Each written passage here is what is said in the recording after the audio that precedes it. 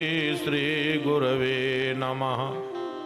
लोकाभिरामनाथं कारुण्यरूपं करुणाकरन्तं श्रीरामचन्द्रं शरणं प्रपद्ये। सरस्वती नमस्तुभ्यं वीणा पुस्तकधारिणी हंसारूढसमायुक्तः विद्यादान कुरुस्व मे। अतुलितबलधामं हेम शैलावदेहं धनुजवन कृशानं ज्ञाननामग्रगण्यं सकलगुणनिधानं वानराणामुदेशं रघुपतिप्रियभक्तं वातजातं नमामि। मंगलम भगवान विष्णु मंगलम गरुड़ध्वजा मंगलम पुंडरीकाक्ष मंगलायतनो हरि। यं शैवा समुपासते शिवयति ब्रह्मेतु वेदान्तिनो बहुधा बुद्धयति प्रमाणपटवः करते तु नैयायकः। अरहं नित्यतु जैन शासन रतः कर्मे तु मीमांसका। सोऽयं नो विदधातु वाञ्छितो फलं त्रैलोक्यनाथो हरि। सर्वे भवन्तु सुखिनः सर्वे सन्तु निरामयाः सर्वे भद्राणि पश्यन्तु मा कश्चित् दुःखभाग् भवेत्। वसुदेवसुतं देवं कंसचाणूरमर्दनं देवकी परमानन्दं कृष्णं वन्दे जगद्गुरुम्। रामाय रामभद्राय रामचंद्राय वेदसे रघुनाथाय नाथाय श्रीसीतायापतये नमः। ब्रह्माद्यजयेत सम्रूढः दर्पकन्दर्पदर्पः जयतु श्रीरपतिर्गो रासमण्डलः। श्रीसीतानाथ समारम्भां रामानन्दार्य मध्यमाम् अस्मदाचार्यपर्यन्तां वन्दे गुरुपरम्पराम्। सोऽयं जनो विजयराम सुनामधारी लोकेऽखिले हि तपसा च गुणेन पूज्यः। देवालये च रघुनाथ विराजते वै जीवन्मुदानुरघुनाथ पदं प्रयातः। आदरणीय अर्चनी वंदनीय स्वयं प्रभु, आदरणीय अर्चनी वंदनीय सदगुरुदेव भगवान,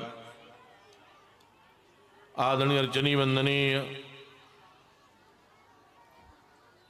परम श्रद्धेय अनंत श्री विभूषित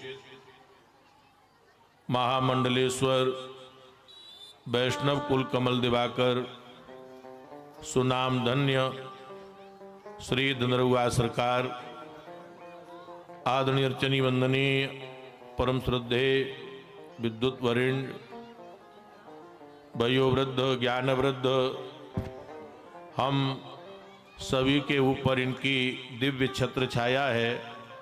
ऐसे श्री पासड़ वाले गुरुजी महाराज, आदरणीय अर्चनी वंदनीय विद्युत वृंद भगवत वृंद संत वृंद श्रोत वृंद एवं भक्तमती माताओं, ये हम और आप सभी लोगों का परम सौभाग्य है कि इस कल काल में ये सिद्ध पावन भूमि पिपर सेवा, जहाँ साकेतवासी परम पूजनीय श्री गुरु बाबा की यह दिव्य तपस्थली और उन्हीं के सीएपीए मिलन महोत्सव में यह दुंदरुआ सरकार महाराज की दिव्य अध्यक्षता में ये दिव्य कार्यक्रम चल रहे हैं। इसमें श्रीमद् भागवत सप्ताह ज्ञान यज्ञ का जो आयोजन है, इसके पारीक्षित श्री राम प्रकाश हेड मास्टर जी पेपर सेवा, इन दंपति को यह परम सौभाग्य प्राप्त हुआ है। इनके पुत्र वर्तमान में बंटी गुर्जर जो सरपंच हैं, एवं इनके समस्त परिवारीजन रिश्तेदार, इन सबको यह परम सौभाग्य प्राप्त हुआ है। जीव के जब करोड़ों जन्मों के पुण्य उदय होते हैं, तब जीव को यह परम सौभाग्य प्राप्त होता है। तो हमारे श्री राम प्रकाश मास्टर जी, इनके माता पिता की त्याग तपस्या, उनके पुण्य, गुरुदेव दुंदरुआ सरकार के दिव्य आशीर्वाद के द्वारा इस परिवार को यह परम सौभाग्य प्राप्त हुआ है। आइए मन और वाणी को पवित्र करने के लिए 2 बार भगवान नाम की आवृत्ति लें और उसके बाद कथा में प्रवेश करें। हरे राम राम राम सीता राम सीता राम, हरे राम राम सीता राम सीता राम, हरे राम राम राम सीता राम सीता राम, हरे राम राम राम सीता राम सीता राम, हरे राम राम राम सीता राम सीता राम, हरे राम राम राम सीता राम सीता राम, हरे राम राम राम सीता राम सीता राम, हरे राम राम राम सीता राम सीता राम, हरे राम राम राम सीता राम, हरे राम राम राम सीता राम सीता। उत्तर दिया। और गोपी यहाँ तक कहती हैं कि हे गोविंद, ए माधव, तुम सब धर्मों का रहस्य जानते हो और तुम्हारा कहना भी ये बिल्कुल सत्य है। अपने पति पुत्र भाई बंधुओं की सेवा करना स्त्रियों का स्वधर्म है, अक्षरशः ठीक है। परंतु इस उपदेश के अनुसार हमें तुम्हारी ही सेवा करनी चाहिए, क्योंकि तुम ही सब उपदेशों के पद चरम लक्ष्य साक्षात भगवान हो। तुम ही समस्त शरीरधारियों के सुहृदव हो, आत्मा हो, परम प्रियतम हो। हे मनमोहन, अभी तक हमारा मन घर के काम धंधों में लगा हुआ था, तो भगवान कहते हैं कि अब कहाँ लग गया? तो गोपियाँ कहती हैं, चित्तम सुखेन भवता प्रहतम गृहेषु। आप चित्त चोर हो, आपने हमारे चित्त को चुरा लिया है। यही बात जनकपुर की सखियां कहती हैं, दौर दौर मिथिला की सखी आपस में कहें, चित्त को समारे रहो, पुरी में 2 चोर घुस आए। अरे आप अपने चित्त को समार करके रखो, पुरी में 2 चोर आ गए हैं। वो किसकी चोरी करते हैं? वो चित्त की चोरी करते। ऐसा जब गोपियों ने कहा, तो भगवान ने सुंदर महाराज यहाँ पर मन बनाया, और मन बनाते ही गोपियों को बड़ा भारी अहंकार हुआ। भगवान यहाँ से अंतर ध्यान हो गए एक गोपी को लेकर के। अब तो ये वृक्षों से पूछ रही हैं, जैसे रामावतार में श्री राम जी कहते हैं कि हे खग हे मृग मधुकर श्रेणी, तुम देखी सीता मृग नैनी। इसी प्रकार से आज ये गोपियां कहती हैं कि हे पुन्नाग, हे बरगद, हे पीपल, आपने कहीं नंद नंदन को देखा हो तो आप बताइए। परंतु महाराज किसी ने इनको उत्तर नहीं दिया। तो जैसे इन गोपियों के पुकारने पर वृंदावन बिहारी लाल की जय। हमारे मध्य में परम श्रद्धेय हम सभी के ऊपर इनकी दिव्य छत्र छाया है। दिव्य महापुरुष और सभी शास्त्रों के ऊपर इनका पूर्ण अधिकार है और इस दास के ऊपर खूब खूब इनकी कृपा है।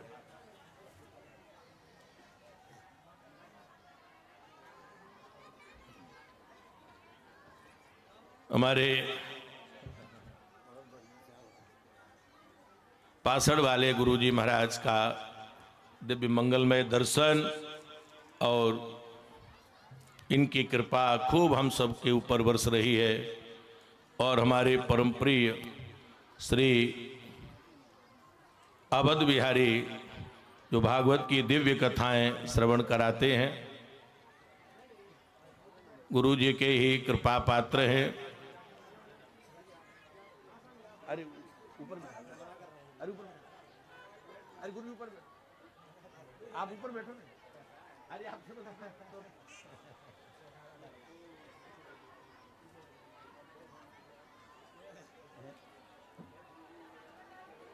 उसमें ठीक रहो यार।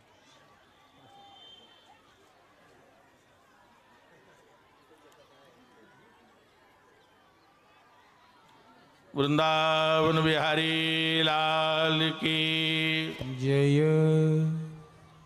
ये दिव्य गुरु बाबा की तपस्थली है और उन्हीं के सीएपीए मिलन महोत्सव में ये दिव्य आयोजन हो रहे हैं। प्रतिवर्ष ही होता है,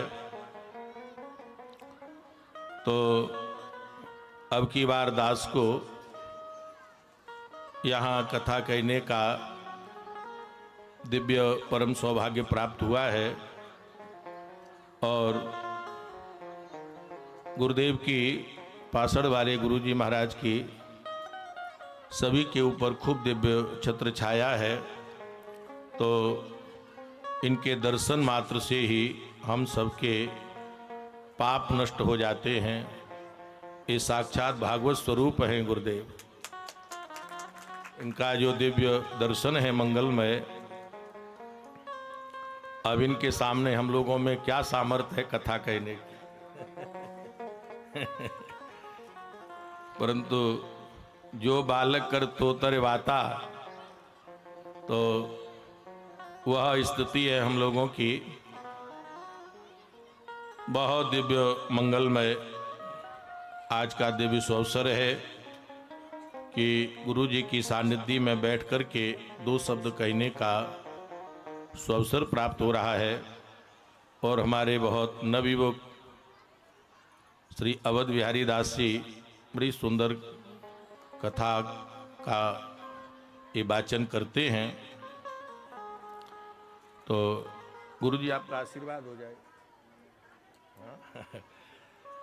तो गुरु जी का हम लोग पहले आशीर्वाद लेंगे, उसके बाद में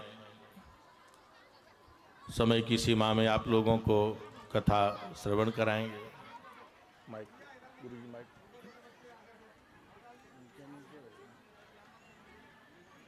बलराम कृष्ण भगवान की, श्री राम। गुरु जी की कृपा हम सभी के ऊपर खूब खूब बरस रही है और ये महापुरुष से देश की दिव्य धरोहर हैं। तो यहाँ भगवान अंतर्ध्यान हो गए। गोपियों ने वृक्षों से पूछा, हे पुन्नाग, हे अशोक, हे पाकर, हे बरगद, हे पीपल, आपने नंद नंदन को देखा हो तो आप बताओ। फिर कहने लगी कि नहीं नहीं, आप तो पुरुष जाति के हो, आप नहीं बताओगे। अब ये स्त्री जाति के वृक्षों से पूछती हैं, हे जूही, हे मल्लिके, हे जामुन, आपने कहीं नंद नंदन को देखा हो तो आप बताएं। परंतु किसी ने उत्तर नहीं दिया। इसके बाद इन्होंने लीला की, कोई अघासुर बनी, कोई बकासुर बनी, कोई पूतना बनी। फिर भी भगवान प्रकट नहीं हुए। एक गोपी को लेकर के भगवान अंतर्ध्यान हुए। ये गोपी कौन है? स्वयं श्री राधा हैं। अनया राधतो नूनम भगवान हरिश्वर, सर्वशक्तिमान भगवान श्री कृष्ण की यह आराधिका होगी। उनके मन में भी थोड़ा अभिमान आया। उन्होंने कहा कि श्याम सुंदर अब हमसे चला नहीं जा रहा। तो जहां भक्त के हृदय में किसी प्रकार का अभिमान आता है, भगवान सब कुछ बर्दाश्त करते हैं, परंतु भक्त का अभिमान ठाकुर जी बर्दाश्त नहीं करते। संस्कृत सूल मूल प्रदनाना, सकल शोकदायक अभिमाना। भगवान के लिए आप 2 थालों में प्रसाद रखिए। एक में 56 प्रकार के व्यंजन हो और एक थाल में आप अपने हृदय रूपी अभिमान को रखो। तो भगवान सबसे पहले भक्त का जिस थाल में अभिमान है, भगवान उसको स्वीकार करते हैं। भगवान विचार करते हैं कि जब मेरे भक्त के हृदय में अभिमान बना रहेगा तो ये मेरा सच्चा भक्त हो नहीं सकता। अब यहां प्रश्न उठता है कि यहां राधा शब्द का उच्चारण क्यों नहीं हुआ? हमारे शास्त्रों में वर्णन है कि 3-4 नाम बार बार नहीं लेना चाहिए। एक तो आत्म नाम, अपना नाम नहीं लेना चाहिए। दूसरा गुरु नाम, गुरु का नाम भी बार बार नहीं लेना चाहिए। तीसरा नामात कृपण से चाह, अधिक कृपण कंजूस का नाम भी बार बार नहीं लेना चाहिए। श्रेयस कामो न गृहणया, पत्नी का नाम भी बार बार नहीं लेना चाहिए। और जेठी संतान का नाम भी बार बार नहीं लेना चाहिए। दूसरा भाव ये है कि जैसे कोई मूल्यवान वस्तु होती है उसको हम छिपा करके रखते हैं। उदाहरण तौर पर जैसे आपने एक सुंदर भवन बनाया और उसका आपने गृह प्रवेश कराया। अब आपके रिश्तेदार आए, इष्ट मित्र आए, अब आप उसका अवलोकन करा रहे हो। कहेंगे हमारी किचन है, ये हमारा बेडरूम है, ये हमने छोटा सा मंदिर बनवा दिया है, ये गाड़ी के लिए गैरेज है, ये सब कुछ बताते हैं। परंतु ये कोई नहीं बताता कि ये तिजोरी है। और कोई अनन्य अंतरंग है, उनको तिजोरी भी बता देंगे, परंतु तिजोरी की चाबी नहीं बताते। इसी प्रकार से भैया ये जो वृषवान सुता राधा हैं, ये तो सुखदेव जी की तिजोरी है। तो अब इनको भी यहां पर अभिमान हुआ, भगवान इनको छोड़ करके चले गए। ये पुकारने लगी, हा नाथ रमण प्रेष्ठ क्वासि क्वासि महाभुजा, हा पृष्ठ हा महाभुज, तुम कहां हो मेरे सखा, मैं तुम्हारी दीनहीन दासी हूं। एक बार आकर के आप हमको दर्शन दे दो, हमारा जीवन धन्य हो जाएगा। अब इस तरफ ये पुकार रही हैं, उस तरफ से वो गोपियां आ गईं। दोनों का आपस में मिलन हुआ। गोपियां कहती हैं कि बहन वो नंद नंदन कहां चले गए? अरे बहन, उन्होंने तो हमको ठग लिया। हमने लीला की तब भी नहीं आए, हमने पुकारा तब भी नहीं आए। अब इन्होंने कहा कि भगवान को गीत बहुत प्यारा है, तो क्यों ना इनके लिए बैठ करके गीत गाया जाए। तो श्रीमद् भागवत में 19 श्लोकों में गोपी गीत है। और माताओं में एक विशेषता भी है, चाहे ये पूरब की हो, चाहे पश्चिम की हो, चाहे उत्तर की हो, चाहे दक्षिण की हो, इनको तो बढ़िया एक ढोलक दे दो और एक स्वर में सब गाने लगती है। ना इनको तबला की जरूरत, ना हारमोनिया की जरूरत, एक सुर में। ये भगवान ने इनके अंदर बड़ी विशेषता है। तो ये गोपियां सब वहीं पर यमुना के पुलिन तट पर बैठ करके 19 श्लोकों में ये दिव्य गीत गा रही हैं। तो अब वो गीत इत्यादि तो हम लोग नहीं गाएंगे, क्योंकि 3:20 हो रहा है, 5 बजे कथा समापन है और रुक्मणी विवाह तक ले जाना है। तो यहाँ जयत ते दिकम जन्मना ब्रजः श्रियत इंद्रा ससुदत्र ही। ये गोपियां कहती हैं, प्यारे तुम्हारे जन्म के कारण वैकुंठ की शोभा कम हो गई और इस ब्रज की शोभा अधिक हो गई। भाई वैकुंठ की शोभा कम क्यों हुई? क्योंकि श्रेयत इंद्रा, इंद्रा माने लक्ष्मी ने आकर के यहां पर डेरा डाल लिया है। अच्छा आप बताइए, जहां लक्ष्मी है वहीं पर तो शोभा है। ये सब ऐश्वर्य वैभव दिख रहा है। धनरुआ सरकार की दिव्य अध्यक्षता में उनके द्वारा यह जो आयोजन हो रहा है, गुरु बाबा की दिव्य पुण्य स्मृति में, तो लक्ष्मी के द्वारा ही ये पंडाल, ये माइक, ये नित्य भंडारे, यज्ञ, तो जहां पर लक्ष्मी है वहीं पर ऐश्वर्य और वैभव है। अवध बिहारी जी, 2008 की घटना है। 2007 में तुलसी पीठ के जगतगुरु रामानंदाचार्य श्री रामभद्राचार्य जी खनेता में आए और 2008 में दंदरुआ में आए। तो उस समय हमारी इटारसी में कथा थी। तो पहले दिन हम कार्यक्रम में सम्मिलित होकर के इटारसी चले गए। तो वहां बड़ा दिव्य भव्य आयोजन था। तो मन में भाव आया कि कोई वयोवृद्ध यहां महापुरुष हो। तो वहां एक शंभु व्यास जी थे। तो उन्होंने बताया कि यहां पर ऐसे वयोवृद्ध महापुरुष हैं, इन्होंने धर्म सम्राट स्वामी कृपात्री जी महाराज का साथ किया। तो हमने कहा कि उनको मंच पे बुला करके सम्मान किया जाए। आयोजन परिवार बहुत अच्छा था, संपन्न था। तो उनको बुलाया। तो वयोवृद्ध पंडित जी थे। उस समय उनकी अवस्था लगभग 70 वर्ष की थी।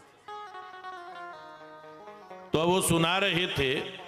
कथा के बाद जब हमारे आवास पर आए तो वो कह रहे थे कि जब हम काशी में विद्या अध्ययन करते थे तो सुबह यदि भोजन मिल जाता तो शाम के विषय में विचार किया जाता, क्योंकि कर्मकांडी ब्राह्मण थे, त्रिकाल संध्या करते थे। अब सिंधियों के लंगर चलते तो खड़े होकर के कच्चा प्रसाद पाना वो संभव नहीं था। इतना अभाव था उस समय। तो वो सुना रहे थे कि मेरे नेत्रों से अश्रुधारा बहने लगी। उन्होंने कहा कि मैं गरीब ब्राह्मण हूं, मेरे अंदर इतनी सामर्थ्य नहीं है कि मैं काशी में रह करके कमरा लेकर के अपनी व्यवस्था कर सकूं, परंतु त्रिकाल संध्या करता हूं, गायत्री क्या जाप करता हूं। अब हम हर जगह भोजन भी नहीं पा सकते, तो कभी कभी 2-2, 3-3 दिन तक हमको भोजन ही नहीं मिलता है। तब उन्होंने कहा कि आप हमारे स्थान पर आकर के दोनों समय प्रसाद पाए। अब आप देखिए उस समय इतना अभाव, परंतु वृंदावन की यह विशेषता है कि वृंदावन में कोई भी व्यक्ति रात्रि के समय भूखा नहीं सोता, क्योंकि वृषभान सुता राधा रानी किसी न किसी रूप में उनको प्रसाद पवा ही देती है। तुम्हारा श्रीयत इंद्र, यहां गोपियां कहती हैं कि हे गोविंद, जब से आपका यहां पर प्राकट्य हुआ है तब से वैकुंठ की शोभा कम हो गई, यहां की शोभा बढ़ गई।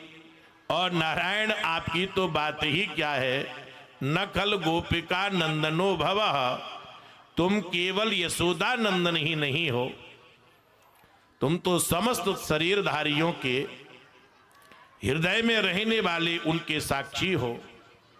ये अंतर्यामी ब्रह्मा जी की प्रार्थना से विश्व की रक्षा करने के लिए आपका यदुवंश में जन्म हुआ है, आप अवतीर्ण हुए हो। तुम्हारे जो चरण कमल हैं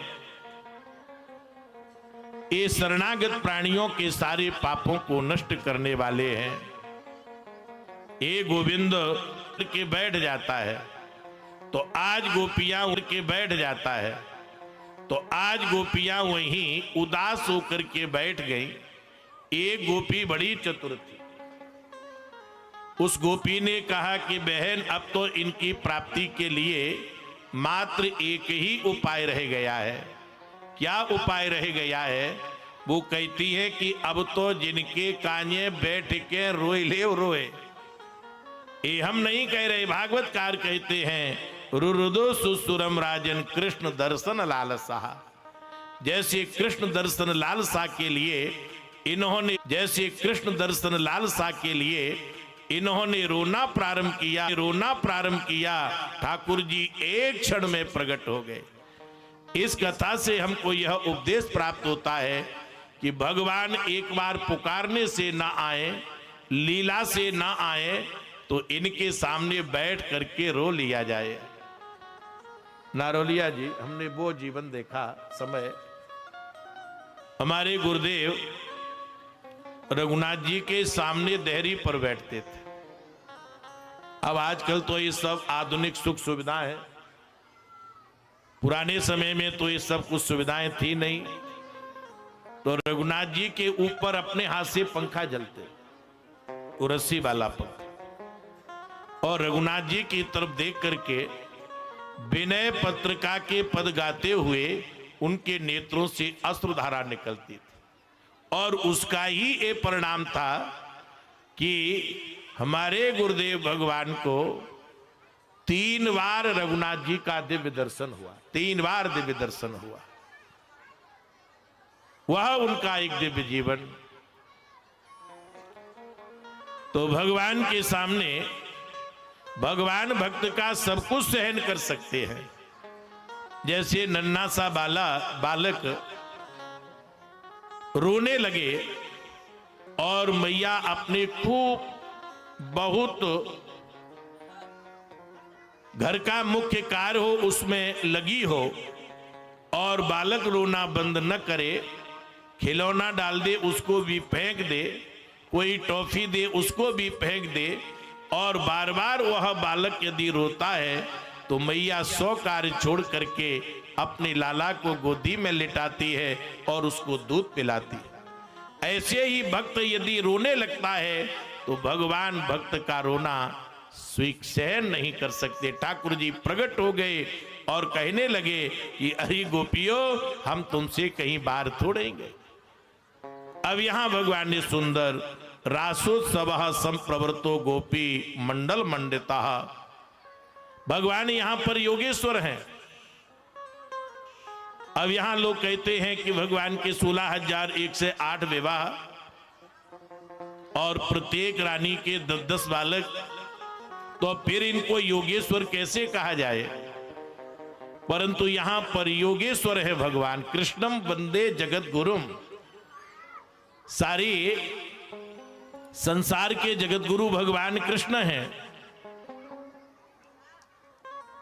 यहां भगवान ने कामदेव से कहा कि तुम कौन सा युद्ध करोगे, किले का करोगे या मैदान का करोगे? तो कामदेव ने कहा हम मैदान का करेंगे। कामदेव यहां पर बाण छोड़ रहा है और भगवान दो गोपियों के मध्य में, दो गोपी एक कृष्ण, दो गोपी एक कृष्ण, इस प्रकार से भगवान यहां पर दिव्य लीला कर रहे हैं।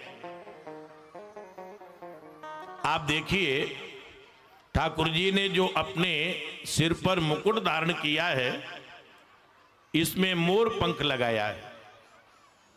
ये मोर पंख क्या है? ब्रह्मचर्य का प्रतीक है। बच्चे मोर के भी होते हैं, परंतु मोर भोग नहीं भोगता।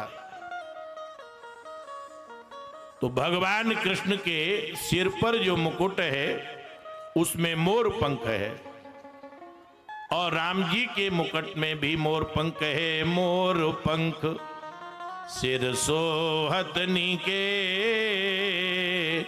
गोछ बीच बीच कुसुम कली के। आपने देखा होगा मोर जब नृत्य करता है तो मयूरी चारों तरफ उनके घूमती हैं, और नाचते नाचते जब वह मोर एक ऐसे घूमता है कि उसके पंखों से आवाज आती है खर, उस समय उनके नेत्रों से अश्रु निकलते हैं और उन अस्त्र बिंदुओं को मयूरी धारण करती है, इससे उनके बच्चे होते हैं। तो यहां पर भगवान ने इस हेतु से मोर का पंख अपने उस मुकुट में धारण किया है। इस हेतु से भारत का राष्ट्रीय पक्षी मोर है। तो यहां नृत्यंती गायंती काचित ये सब नाच रहे हैं। प्रश्वेत पसीना आ रहा है भगवान अपने पीतांबर से, उस पसीने को पहुंच रहे हैं।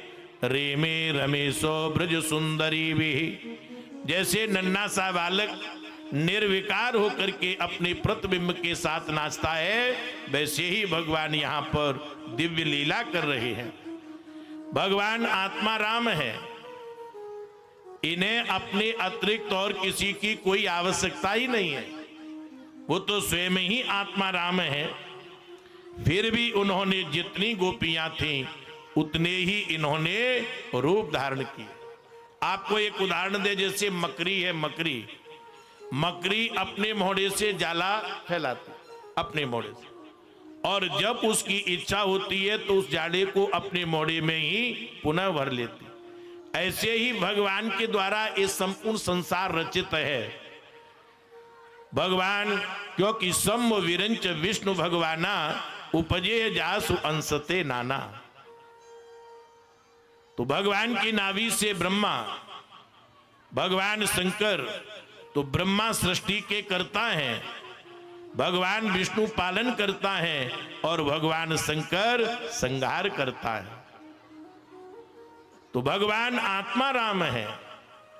तो आज वह, इन्हें अपने अलावा किसी की कोई आवश्यकता नहीं है, फिर भी आज भगवान गोपियों के साथ वह दिव्य लीला कर रहे।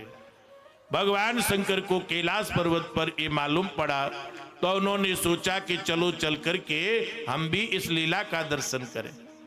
तो भगवान शंकर तेरे साथ में पार्वती से बोले, मैं भी चलूंगा तेरे साथ में, तेरे साथ में।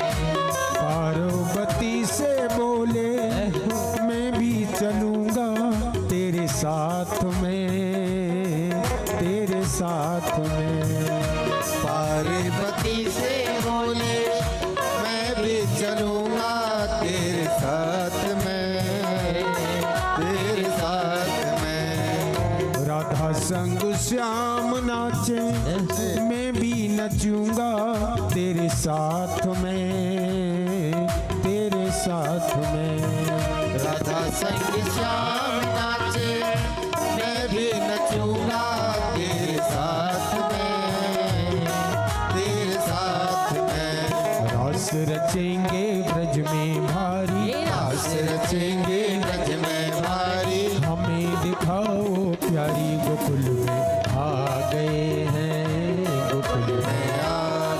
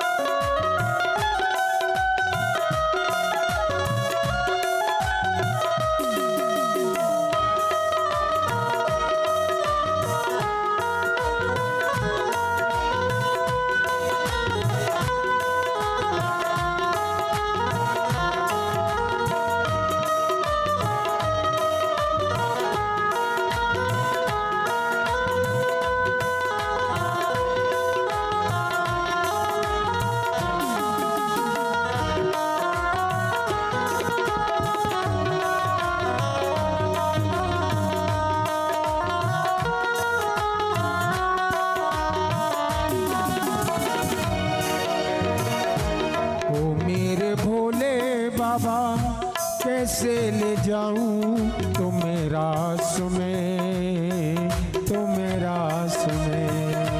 ओ मेरे भोले राम कैसे ले जाऊं तुम्हें रास में, तुम्हें रास में। श्याम के सिवा कोई पुरुष न जाए उस रास में, उस रास में।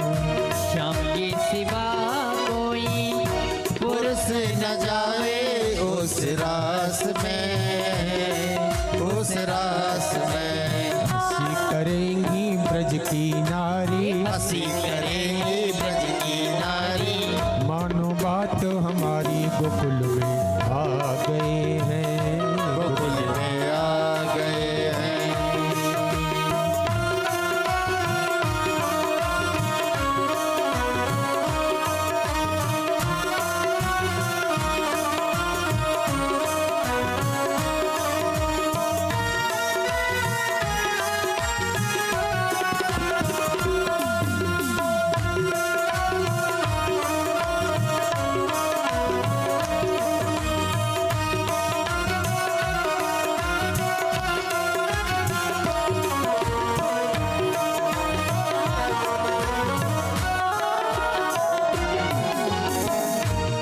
ऐसा सजा दो मुझको कोई न जाने इस राज को, इस राज को। ऐसा सजा दो मुझको कोई न जाने इस राज को, इस राज को। मैं हूँ सहेली तेरी ऐसा बताना ब्रजराज को, ब्रजराज को। मैं हूँ सहेली तेरी ऐसा बताना ब्रजराज को, ब्रजराज को। लगा के बिंदिया पहन के साड़ी, लगा के बिंदिया पहन के साड़ी। चाल चले मत वाली गोकुल में आ गए हैं, गोकुल में आ गए हैं। जय हो वाली गोकुल में आ गए हैं, गोकुल में आ गए हैं। कितनी भोले भंडारी बन गई नर से नारी गोकुल में आ गए हैं, गोकुल में आ गए हैं। गोकुल में आ गए हैं, गोकुल में आ गए हैं। गोकुल में आ गए हैं। भगवान ने गोपियों के ऊपर बड़ी अहेतु की कृपा की। नाम के दैत्य को भेजा, ये घोड़े के रूप में आया। बड़े जोर से महाराज यह आवाज करने लगा, हिने नाने लगा। इसकी आवाज से ही समस्त ब्रजवासी बहुत दुखी हुए। भगवान श्री दामा के गले में अपना हाथ डाले हुए थे।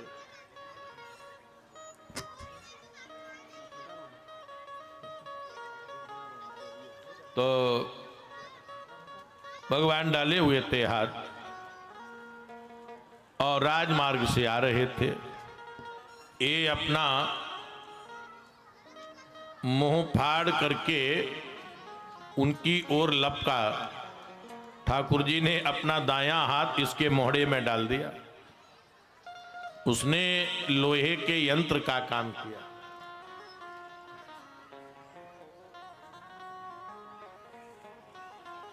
लोहे का यंत्र का काम किया। इनकी वायु रुक गई और यह पैर पटकते पटकते इसके गोविंदाए नमो नमः हो गए। तो इस प्रकार से भगवान सुंदर दिव्य लीलाएं कर रहे हैं।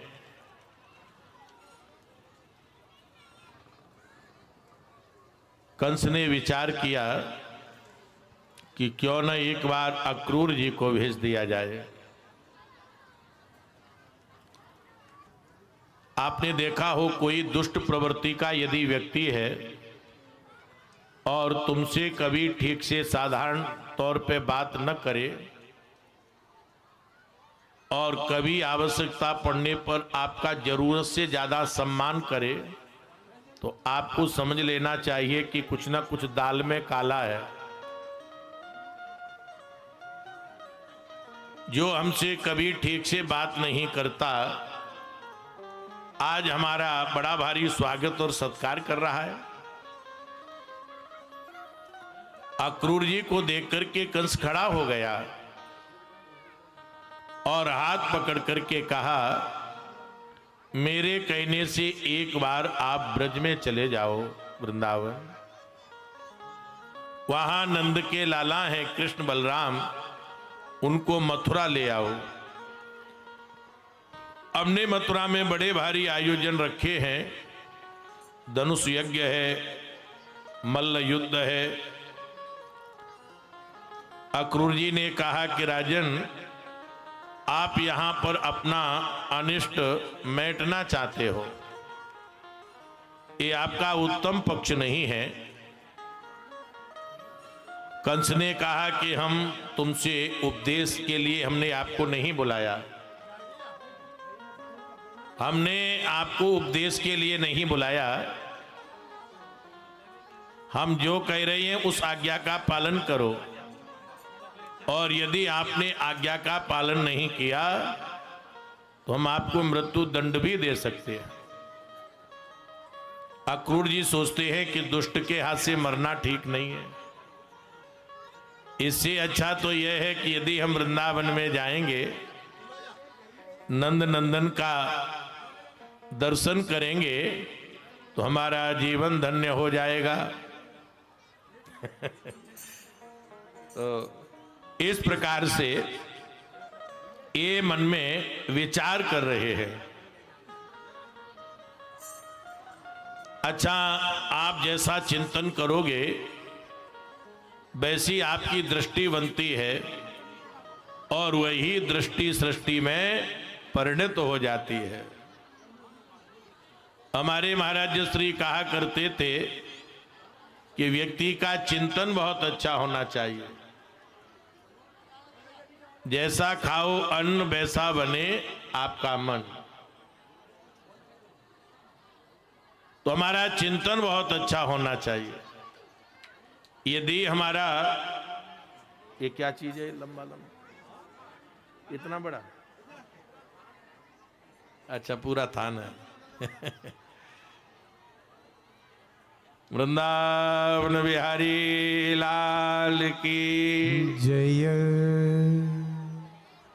तो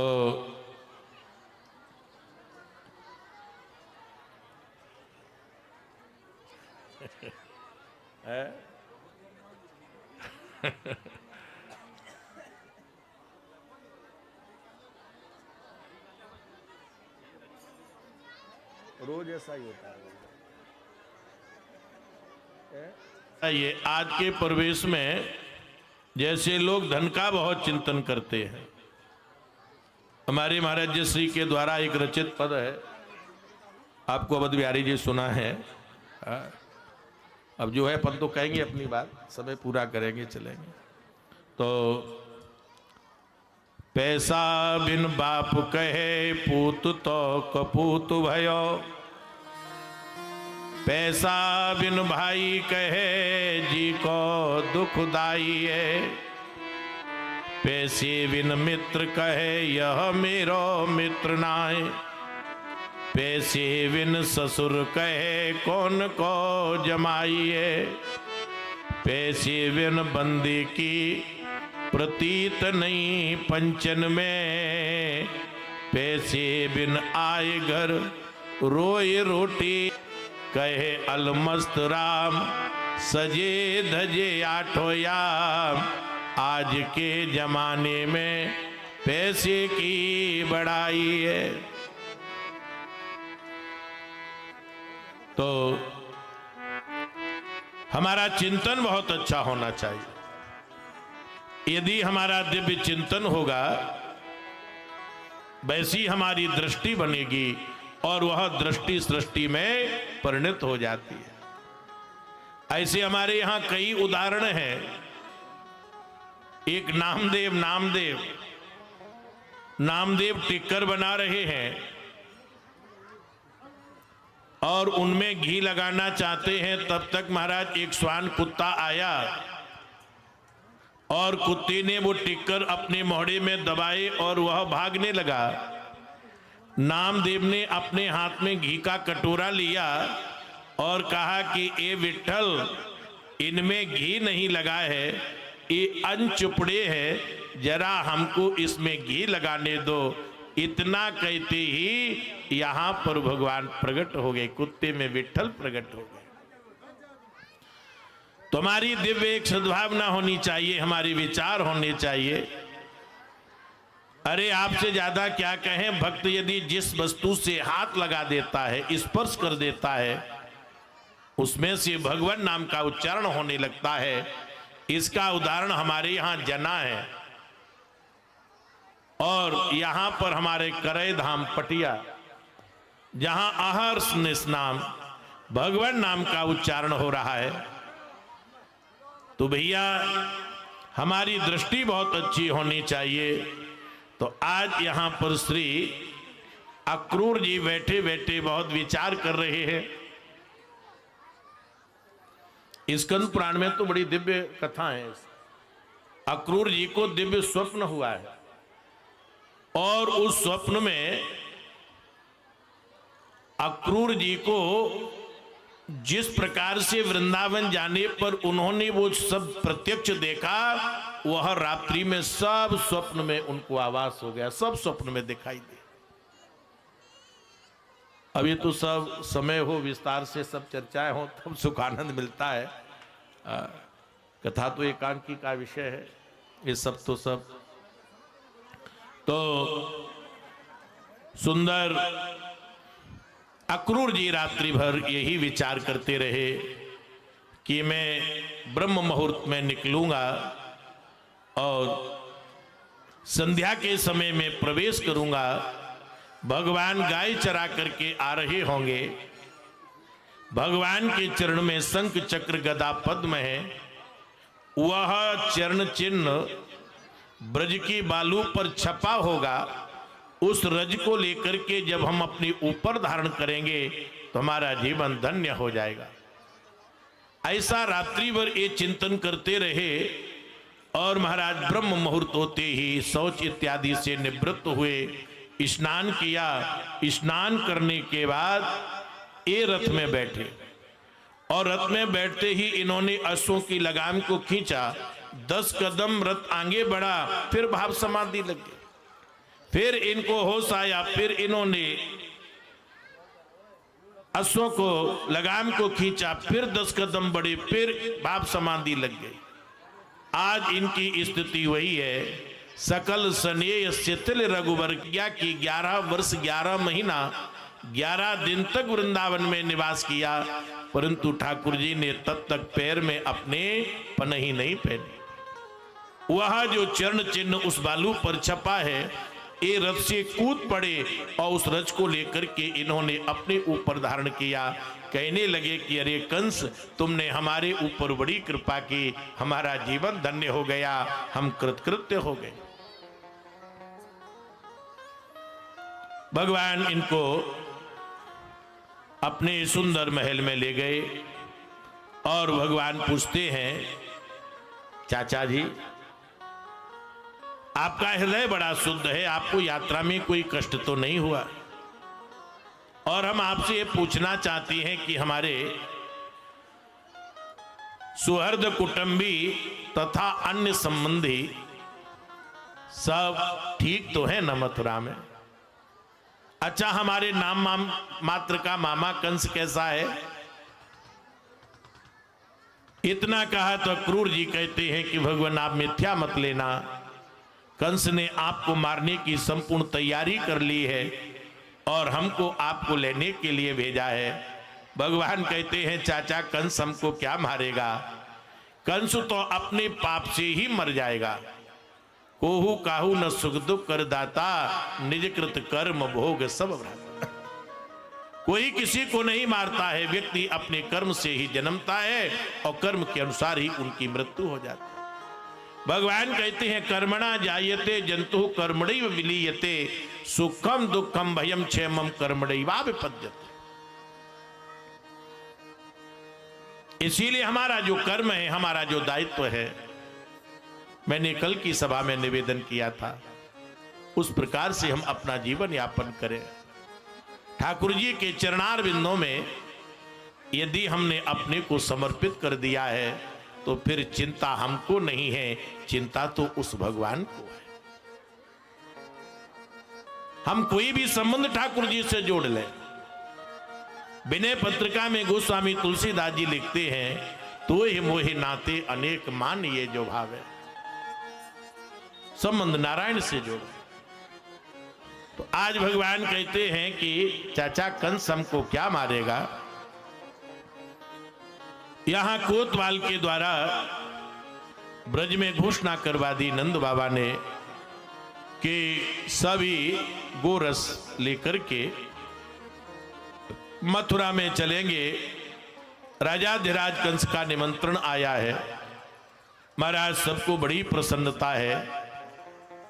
अरे जिन्होंने कभी जो वन में रहते हो, जंगल में रहते हो और उन्होंने बाजार न देखा हो, तो कहीं बाजार जाने का नंबर लग जाए तो कितनी प्रसन्नता होती। हम लोग जब बचपन था तो कहीं जगतर देखने के लिए नंबर लग जाता जगतर, तो बड़ी प्रसन्नता होती। रात्रि भर नींद नहीं आती, अरे सुबह जगतर देखने के लिए चलेंगे। तो आज समस्त ब्रजवासियों को बड़ी प्रसन्नता हो रही है, ग्वालों को। परंतु यहां दुख हो रहा है मैया यशोदा को, गोपियों को। गोपियां विचार करती हैं कि हम इनके बगैर कैसे रह सकते। कृष्ण बलराम जब रथ में बैठे, गोपियों ने रथ को घेर लिया। भगवान कहते हैं कि हम परसों आ जाएंगे। गोपियां कहती हैं कि परसों में तो बरसों व्यतीत हो जाती है। अहो विधातासन कुचित दया संयोज मैत्रा प्रण एन देहिना। हे विधाता, आप विधान तो करते हो परंतु आपके हृदय में दया नहीं है। क्यों आपने हमारा और इनका संबंध जोड़ा और आज हम इनके प्रेम में दीवानी हो गई, तो आप हमारा इनका विछोह कर रहे हो। आप परसों की बात करते हो, अब आप देखिए गोपियां पलक गिरने तक का वियोग सहन नहीं कर पा रही। पलक गिरने तक का वियोग। आप देखिए ब्रह्मा ने ये 3.5 हाथ का जो ढांचा रचा है, तो ब्रह्मा की कारीगरी में कोई कमी है क्या? बढ़िया आंख है, नाक है, मुंह है। सतयुग से लेकर के जिब्या रस बता रही है, मीठा है कि खट्टा है कि चरपरा है। और कहीं ब्रह्मा यहां पर आंख बना देते और यहां नाक बनाते और यहां मोहड़ा बनाते, तो पहले ग्रास को लेते, फिर आंख को दिखाते नंबर 1, फिर नाक को सुंघाते नंबर 2 और फिर मोहड़े में ले जाते। बताइए कसरत होती कि नहीं होती? रामदेव बाबा का योग फीका पड़ जाता। परंतु ब्रह्मा ने ये सुंदर ये ढांचा बनाया, इसके बावजूद भी गोपियां कहते हैं कि आपने ये पलक क्यों बनाए। ये गोपी कहती है दक्रूर इत्ते तददीव धारणा।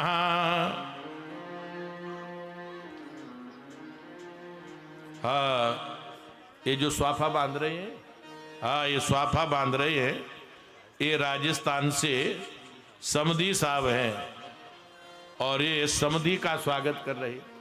बस समधी हम देख के आज तो बढ़िया हमारे राम प्रकाश मास्टर के ऐसा बढ़िया स्वाफा बांधा गया है जो प्रयागराज में बताते हैं, पगड़ी वाला प्रयागराज में यूट्यूब पे कभी आता रहता है। तो इतना बढ़िया सुंदर स्वाफा हम भी पहली बार ही देख रहे। इतना लंबा चौड़ा स्वाफा आपने कभी नहीं देखा जीवन, पहली बार हम देख रहे हैं। चलो बढ़िया, याद देखने का हमको परम सौभाग्य प्राप्त हुआ। तो अच्छा पूरे गांव के लिए, अच्छा इसमें से अब टुकड़े हो जाए है जी, हाँ पूरे गांव के लिए। तो दया क्रूर ते तवदीर दारुण।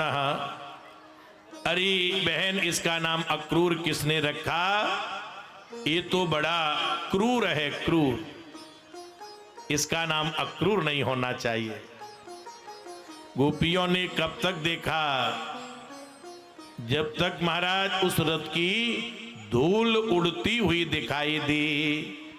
कुटिल यक्रूर क्रूर बैरी काहू जन्म को, जो चेटक सोंडार ब्रज सिर भूर ले गयो। व्याकुल बिहाल बाल बंसी धर लाल मिन, मीन जो तड़प तन प्रेम रस चूर गयो। चरण उचकाय चितवत ऊंचे धाम चढ़, चिंता में मगन भई चैन सब चूर गयो। कहत विजय राम, कहत विजय राम, नेत्रन में जलवर धूर न उड़त आली। अब तो रथ दूर गयो, धूर न उड़त आली। अब तो रथ दूर गयो। अरे आली, अब तो इस रथ की धूल भी उड़ती हुई दिखाई नहीं दे रही। अब तो ये रथ बहुत दूर चला गया। एवं ब्रुवाणा, यह फिर ओस आता है। फिर वही नंद नंदन का यह चिंतन कर रही हैं। तेरी अखियां हैं जादू भरी, बिहारी जी में कब से खड़ी।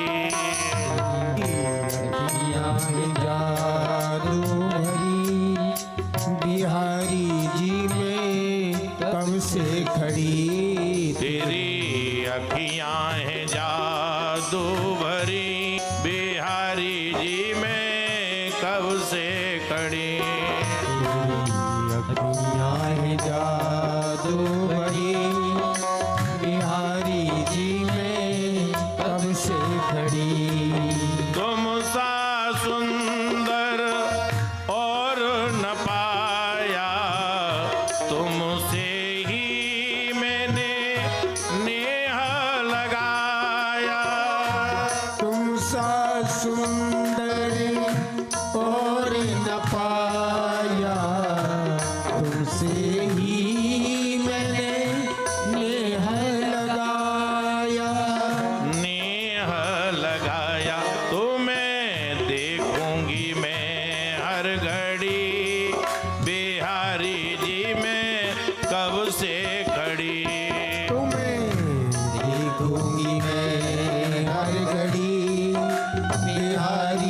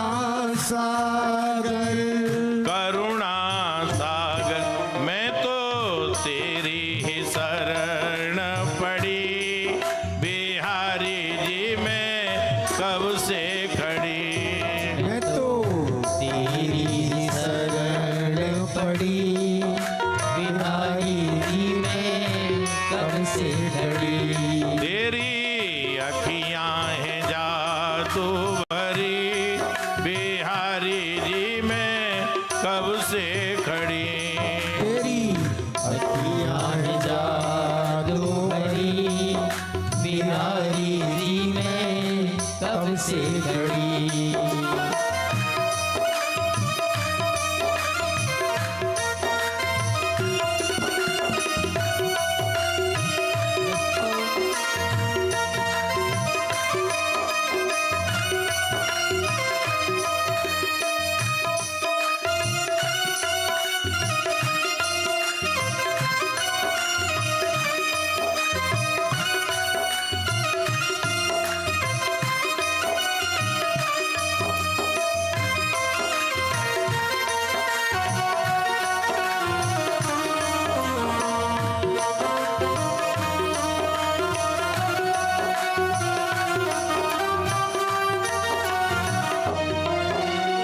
सुन लो मेरे श्याम सलोना, तुमने ही कर दिया मुझ पर टोना।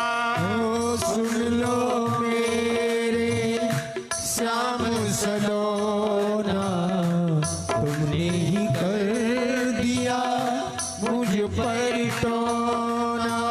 मुझ पर टोना, मेरी तुमसे ही आंख लड़ी, बिहारी जी में कब से खड़ी। मेरी तुमसे आस लगी, बिहारी जी में कब से खड़ी।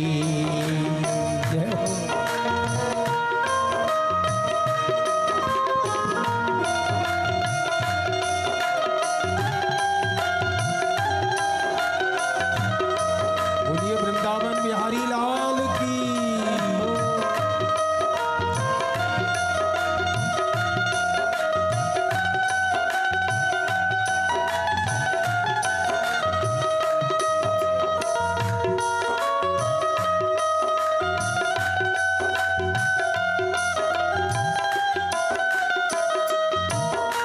करहु कृपा हरे दास के स्वामी, बांके बिहारी अंतरयामी। करहु कृपा हरि दास के स्वामी, बांके बिहारी अंतर्यामी। अंतरयामी, मेरी टूटे ना भजन की लड़ी, बिहारी जी में कब से खड़ी। मेरी टूटे ना भजन की लड़ी, बिहारी जी में कब से खड़ी। तेरी अखियाँ है जादू भरी, बिहारी जी में कब से खड़ी। तेरी अखियाँ है जादू भरी, बिहारी जी में कब से खड़ी। तेरी अखियाँ है जादू भरी, बिहारी जी में कब से खड़ी। कब से खड़ी।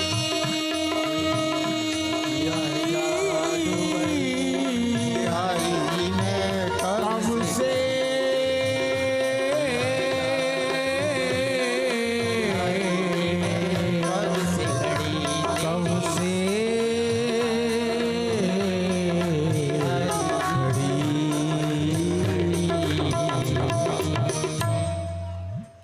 इस प्रकार से गोपियां भगवान के वियोग में बहुत दुखी। ठाकुर जी अक्रूर जी के साथ में, थोड़ा बेस, अक्रूर जी के साथ में यमुना जी के तट पर पहुंचे। आज भी उस स्थान को अक्रूर घाट के नाम से जाना जाता है। 12 पुराण में प्रमाण है, सूर्य ग्रहण के समय कुरुक्षेत्र में स्नान करने का जो पुण्य प्राप्त होता है, और वही पुण्य अक्रूर घाट पर यमुना में स्नान करने से पुण्य प्राप्त होता है। यहाँ भगवान ने दिव्य चतुर्भुज रूप का दर्शन दिखाया अक्रूर जी ने दिव्य सुंदर स्तुति की और अक्रूर जी भगवान को मथुरा में ले गए। कंस को बताया कि कृष्ण बलराम दोनों आ गए हैं, एक बाग में हैं, रात्रि व्यतीत हुई। प्रातःकाल होते ही शौच इत्यादि से निवृत्त हुए, स्नान किया। नंद बाबा से कहा कि बाबा आपकी आज्ञा हो तो जरा हम इस मथुरा का दर्शन कर लें। नंद बाबा ने कहा कि कन्हैया, ये कोई गोकुल और वृंदावन नहीं है जो मनमानी चल जाए। ये तो राजा धीराज कंस की राजधानी है और आपने जरा सा भी कोई अभद्र कार्य किया तो राजा कंस तुमको जेल में डाल देगा। अब भगवान ने इस बात को प्रकट नहीं किया, परंतु मन में विचार करते हैं कि बाबा आपको मालूम नहीं है, ये मथुरा की जेल ही तो हमारा निजी घर है और निजी घर जाने में तो कोई बुराई नहीं है, बताइए। अब आज के समय में इस सब बाजार में रहने का फैशन चल पड़ा है। पहले लोग जब गांव में रहते थे और बालक कितने भी बड़ी पोस्ट पे पहुंच गया, बहुत बड़ा बंगला मिला हो, गाड़ी घोड़ा हो और घर में भले ही बरसात में टपका आता हो, परंतु जब छुट्टी लेते तो सबसे पहले अपनी जन्मभूमि में आते। ये हमारे यहाँ की परंपरा है। तो भगवान ने इसको प्रकट नहीं किया। ठाकुर जी हाथ जोड़ करके कहते हैं कि बाबा हम कोई ऐसा कार्य नहीं करेंगे जिससे कंस को क्रोध आए। नंद बाबा ने कहा कि तब तो बलराम जी के साथ जाना। अरे बाबा, बिगर दादा के हम कैसे जा सकते हैं? तो यहां कृष्ण, बलराम, सीदामा, मनसुका, सुबल, अर्जुन। अब आप देखिए, मथुरा के नर नारी भगवान से बड़ा प्रेम करते हैं। जैसे जनकपुर की स्थिति है, न धाय धाम काम सब त्यागी, मनो रंक निध लूटन लागी। भगवान जब राजमार्ग पर जा रहे हैं तो व्यापारियों ने अपनी दुकानों को बंद कर दिया। प्रासाद शिखरारूढ़ा प्रीतोत्पुल मुखाम्बुजा, अव्य वर्षन सोम नस्य ही प्रमदावल केशव। नवविवाहिता स्त्रियां अट्टालिका पर चढ़ गए और वृद्धा दरवाजे पर हैं। ठाकुर जी जब राजमार्ग से निकल रहे हैं तो माताएं ऊपर से पुष्पों की वर्षा कर रही हैं। ठाकुर जी ने जैसे अपना मुख ऐसे किया तो ठाकुर जी की मुखाकृति का इनको दर्शन हो गया। ये दिव्य महाराज शोभा है ठाकुर जी। बड़ी भारी भीड़ लग गई। एक रजक माने धोबी जो कंस के सुंदर वस्त्रों को धोता था, साफ करता था, अपने सेवकों के साथ आया। वो भी खड़ा हो गया। भगवान बड़े बनाओ। भगवान ने कहा मामा राम राम। रजक ने कहा कि हमारा तुम्हारा क्या संबंध? अरे आप नहीं जानते? उसने कहा नहीं जानते। कन्हैया ने कहा कि हम आपको परिचय दे रहे हैं, यहाँ का जो राजा है वो हमारा मामा है। तो जब यहाँ का राजा मामा, उस रिश्ते से आप भी हमारे मामा। रजक ने कहा कि नहीं नहीं, हमारा तुम्हारा कोई संबंध नहीं। तो कन्हैया ने कहा कि इस पोटरियों में जो वस्त्र हैं इनको तो हमारे मामा पहनते हैं, इसमें से 2-4 वस्त्र आप हमको दे दो। अब तो रजक आग बबूला हो गया। तुम्हारे दादा परदादा, तुम्हारे बाप ने भी इन वस्त्रों को नहीं पहना। कन्हैया ने कहा कि हमारे बाप नहीं मांग रहे वस्त्र, हम मांग रहे। रजक ने कहा एक बार नहीं 100 बार कहेंगे। कन्हैया ने कहा आपकी बार कहना। तो इसने पुनः पुनरावृत्ति की। ठाकुर जी को आया क्रोध, एक तमाचा मारा। तमाचा लगते ही इसका सिर धड़ से अलग हो गए। अब बलराम जी बड़े हैं, बलराम जी क्रोधित होकर के कहने लगे, क्यों कन्हैया, बाबा ने कितनी बार मना किया परंतु तूने एक भी बात नहीं मानी और तूने इस रजक को मार दिया। भगवान ने सोचा कि भाई शेषा अवतार है, कहीं अपने रूप में आ गए तो सारी लीला ही बिगड़ जाएगी। भगवान हाथ जोड़ करके कहते हैं कि दादा जरा हमारी भी सुन लो। बलराम जी ने कहा तेरी क्या सुनना है, तू किसी की बात ही नहीं मानता। बाबा ने कितनी बार समझाया। कन्हैया ने कहा कि दादा एक बार हमारी सुन लो। बोल बोल क्या कहना चाहता है। कन्हैया कहते हैं कि दादा मेरे हाथ में फरसा नहीं, मेरे हाथ में बर्छी नहीं, मेरे हाथ में तलवार नहीं, और दादा जाको मूड सरो सराव धरो हुए, एक थप्पड़ से ही जिसका सिर धड़ से अलग हो गया, दादा जामे मेरो कौन सो दोष है। ऐसी बात कही कि बलराम जी हंस पड़े और हंसने के बाद संपूर्ण क्रोध समाप्त हो गया। इन्होंने महाराज ये वस्त्रों को पहना। एक दर्जी मिला, दर्जी ने वस्त्रों को संभारा। एक सुदामा नाम के मालिक के घर में प्रवेश किया, उसने आसन पर बिठाला और सुंदर महाराज इनके गले में गुलाब की माला पहना। अब तो भगवान की शोभा और अधिक हो गई। एक अथ ब्रजन राज पथे न माधव, एक स्त्री जो 3 जगह से टेढ़ी है, इसकी मुखाकृति बड़ी सुंदर है। भगवान ने कहा देवी तुम्हारा नाम क्या है, तुम्हारा काम क्या है। तो वो कहती है दास्यामि हम सुंदर कंस संबता त्रिविक्रनामा हनुलेप कर्मणि। मेरा नाम है त्रिविक्रा। काम क्या है, मैं अपने हाथ से जो चंदन उतारती हूं, उस चंदन को राजाधिराज कंस अपने माथे पर धारण करते हैं। अब आप देखिए द्वापुर का राक्षस अपने माथे पर चंदन लगाता है, परंतु कलयुग का सभ्य व्यक्ति अपने माथे पर चंदन नहीं लगाता। और कहीं चंदन पूजा करते समय लगा भी लिया, कहीं दुकान पर जाना है, ऑफिस में जाना है, तो क्या तो श्रीमान जी अपना मोड़ा धो ही लेंगे, और नहीं धोया तो श्रीमती जी कहेंगी काय तिलक लगाए ले बाबा है गए बाबा। अब आप देखिए चंदन लगाने से लोगों को कितनी एलर्जी। परंतु एक बात आपको बता दें, जिसके माथे पर चंदन है, जिसके गले में रुद्राक्ष की माला है, उसके पास यमराज के दूत कभी आ नहीं सकते। हम पालतू हैं, हम फालतू नहीं है। इसीलिए प्रत्येक हिंदू का यह धर्म है, कर्तव्य है कि गले में तुलसी की माला होनी चाहिए और माथे पर चंदन होना चाहिए। महाभारत में प्रमाण है, यदि मरने के बाद जब हमारी अंतिम संस्कार किया जाता है, उस समय चिता में यदि तुलसी रख दी जाती है और वह तुलसी हमारे शरीर के साथ जलती है, तो हम भगवत धाम में जाकर के निवास करते हैं। परंतु लोगों को माला पहनने में इतनी एलर्जी, बड़ा संकोच होता है। एक यवन ने, रसकान जी हमारे यहां पूरे कंठ भर करके माला पहनते थे। इन्होंने एक दिव्य चमत्कार देखा।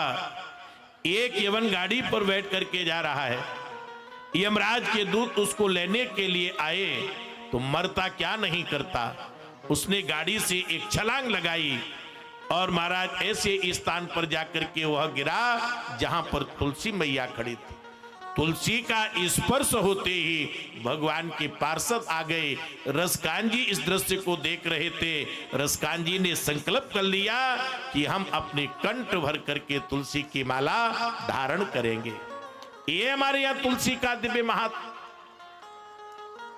तो भगवान ने कहा कि देवी तुम्हारे हाथ का चंदन तो राजाधिराज कंस नित्य ही अपने माथे पर लगाता है, आज आप हमारे माथे पर लगा दो। महाराज उस कुब्जा ने इनके माथे पर वह दिव्य चंदन का लेप किया। भगवान ने सोचा कि सबसे लेना ही नहीं चाहिए, कुछ देना भी चाहिए। ठाकुर जी ने कहा इधर आओ देवी। जैसे महाराज वह आई, ठाकुर जी ने 3 अंगुली उसकी ठोड़ी से लगाई, अपना चरण उसके पैर पर रखा और एक ऐसा झटका दिया कि 3 जगह से टेढ़ी थी वह सीधी हो गई। माने त्रिदोष इसके अंदर थे, भगवान ने आत्रिदोषों को यहां पर समाप्त कर दिया।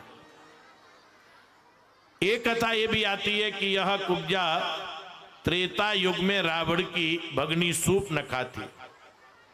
तो उस समय भगवान के स्वरूप को देख करके ये मोहित हुई। तो भगवान ने कहा कि जब हम द्वापुर में कृष्णावतार धारण करेंगे तब हम तुम्हारे ऊपर अवश्य कृपा करेंगे। तो भगवान ने आज कुब्जा के ऊपर कृपा की। 12 होने लगी शायद। और यहां कुबलिया पीड़ हाथी का भी भगवान ने उद्धार किया। भगवान अंदर प्रवेश कर रहे हैं जहां पर कंस बैठा है, चाडूर मुष्टिक पहलवान बैठे हैं। भगवान कैसे दिखाई दे रहे हैं वो स्वामी तुलसीदास जी वर्णन कर रहे हैं कि जिन्हें कह रही भावना जैसी,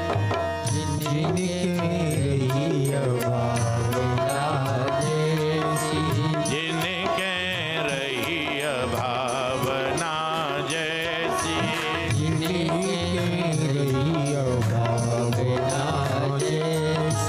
प्रभु मूरत देखिया तिन तैसी, प्रभु मूरत देखिया तिन तैसी, प्रभु मूरत देखिया तिन तैसी, प्रभु मूरत देखिया तिन तैसी, देखें रूप महारण धीरा दे, कई रूप महारण धीरा, देखें रूप महारण धीरा, कई रूप महारण धीरा, मन हो वीर रस धर है शरीरा, मन हो वीर रस धरे शरीरा, मन हो वीर रस धर है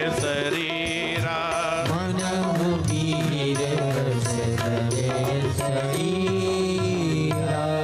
कंस को लग रहा है कि मेरा काल आ रहा है। नंद यशोदा को लग रहा है कि मेरे छगन मगन आ रहे हैं। चाडूर मुष्टिक ने कहा कि 2-2 हाथ हो जाने दो, इनको पहलवानों के पहलवान दिखाई दे रहे। भगवान ने कहा हमारी तुम्हारी समता कैसी है? चाडूर कहता है तुम और बलराम न बालक हो न किशोर हो, आप तो बलवानों के भी बलवान हो, क्योंकि 1000 हाथी का बल रखने वाले कुबलिया पीड़ हाथी का आपने उद्धार कर दिया। भगवान ने कहा बलराम जी से दादा 2-2 हाथ हो जाने दो। मुष्टिक से बलराम जी लड़ते हैं, चाडूर से कृष्ण लड़ते हैं और महाराज एक क्षण में इन दोनों को पछाड़ दिया। तूसल पुसल सब वहां से भाग करके खड़े हो गए। अब यहां पर कंस नहीं कहता है नंद के लाला, कंस कहता है कि अरे वसुदेव के इन दुष्चरित लड़कों को नगर से बाहर निकाल दो, गोपों का सारा धन का हरण कर लो और नंद बाबा को लेकर के कैद में डाल दो। भगवान ने कहा मामा अब तो आपको ही नंबर है, चिंता मत करो। भगवान ने एक छलांग लगाई और उसकी छाती में एक धक्का दिया, ये सिंहासन से नीचे गिरा। ठाकुर जी इसकी छाती पर आकर के बैठ गए।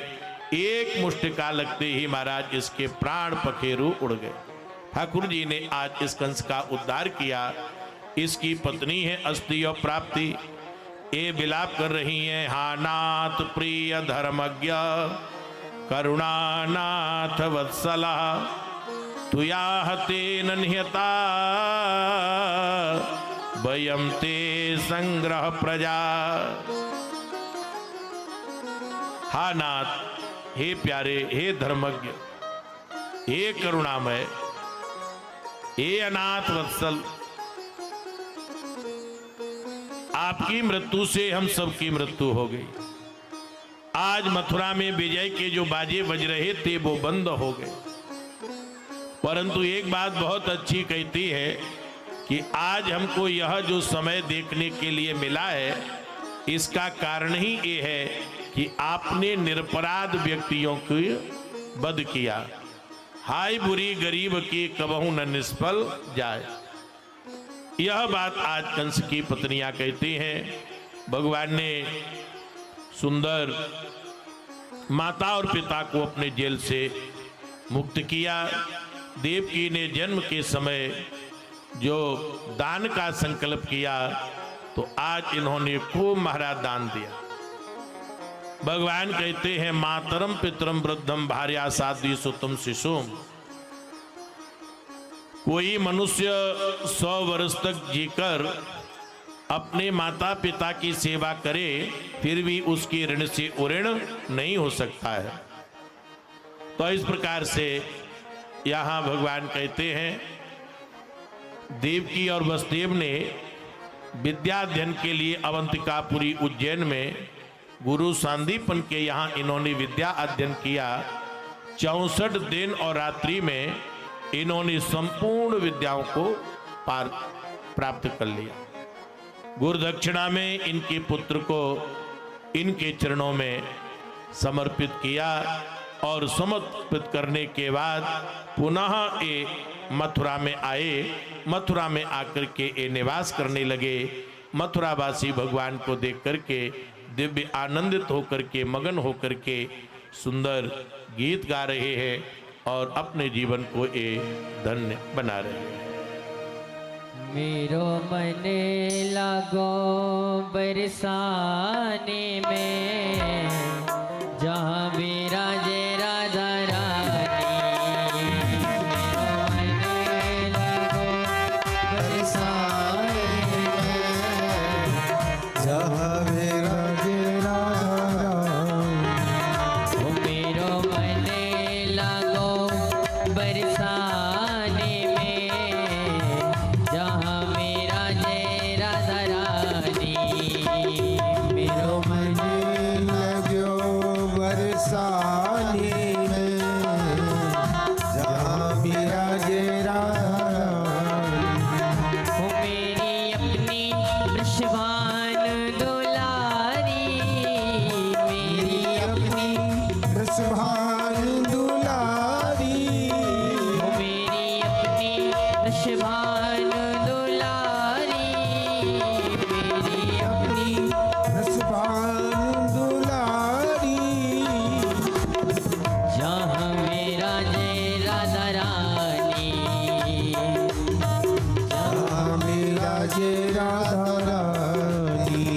ओ मेरो मन लागो बरसाने में जहाँ विराजे राधा रानी। ओ मेरो मन लग्यो बरसाने में जहाँ विराजे राधा रानी।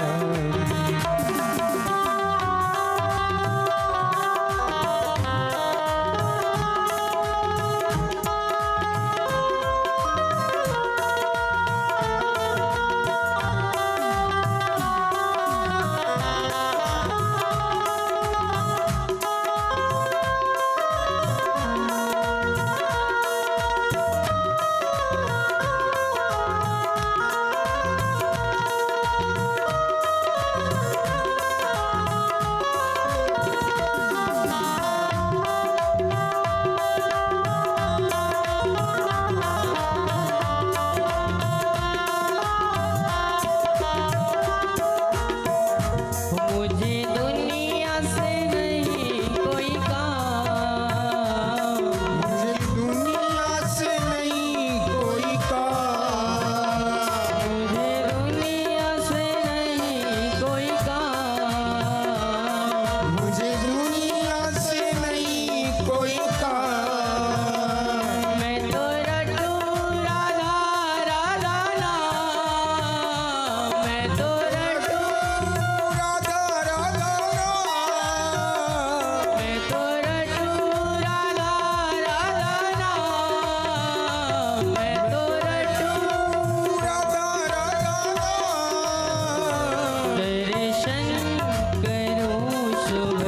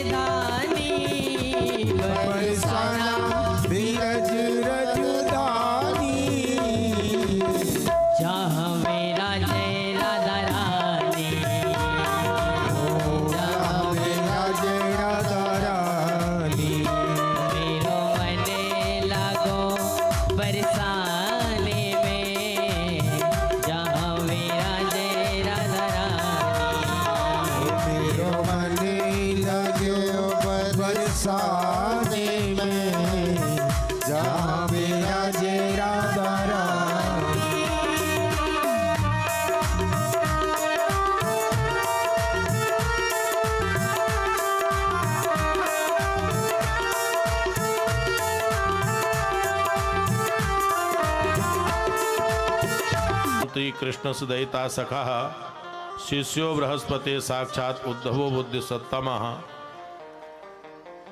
भगवान ने उद्धव को, क्योंकि उद्धव ज्ञानी बहुत हैं, हमारे महाराज श्री कहा करते थे कि ज्ञानी व्यक्ति के अंदर यदि भक्ति का प्रवेश हो जाए तो आप ये समझो कि गाय के सींग पर राई ठहर गए। ज्ञानी व्यक्ति खंडन मंडन बहुत करता है।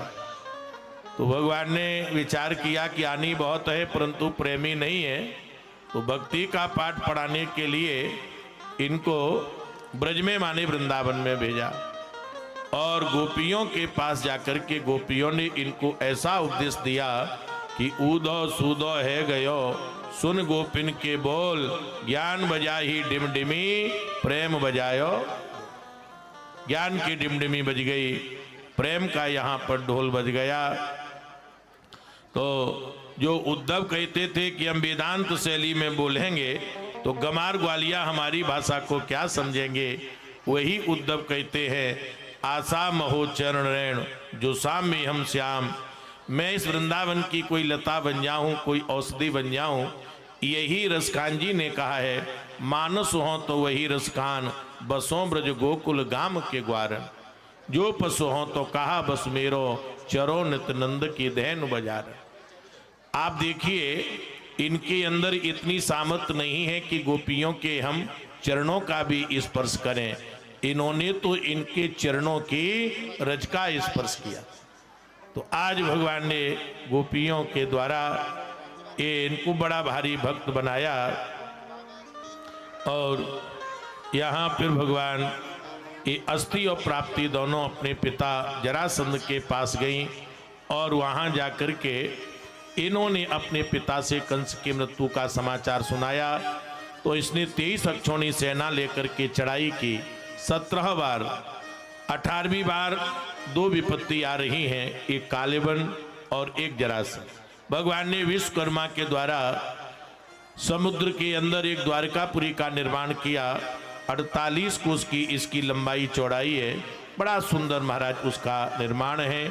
संपूर्ण संपत्ति वहां पर भेज दी। यहाँ कालेबन को देख करके भगवान भागने लगे और कालेबन कहता है कि अच्छा भाग करके जा रहे हो। भगवान ने कहा हमारे कई नाम हैं, एक नाम रणछोड़ पड़ जाए तो क्या अंतर पड़ता है। भगवान का नाम रणछोड़ पड़ गया। बोलिए रणछोड़ भगवान की।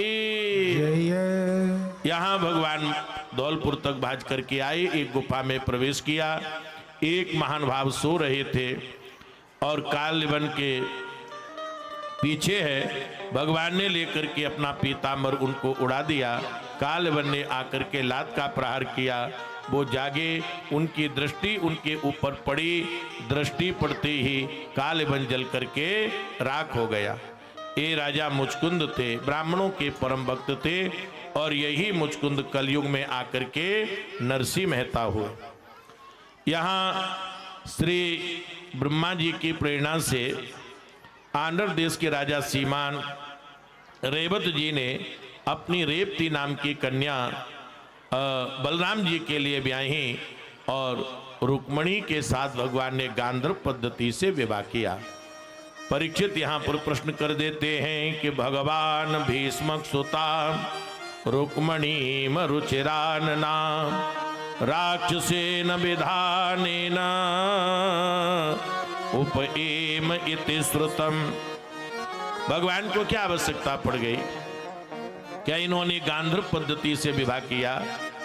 तो सुखदेव जी कहते हैं कि जब रुक्मणी विवाह के योग्य हो गई तो माता पिता को बहुत चिंता रहती है।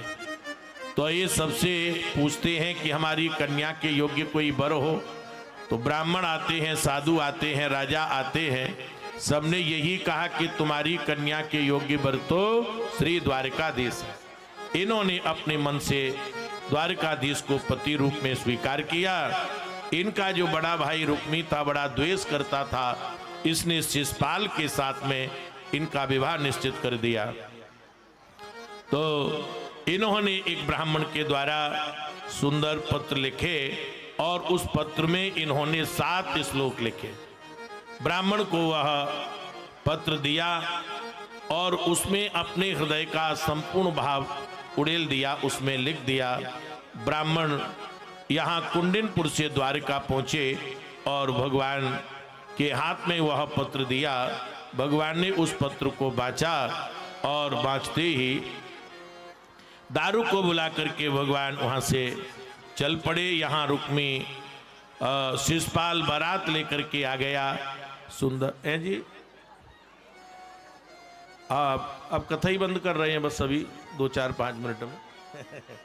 तो यहाँ रुक्मणी बड़ी उड़ेल बुड़ेल में है, कभी ऊपर जाती हैं कभी नीचे जाती हैं।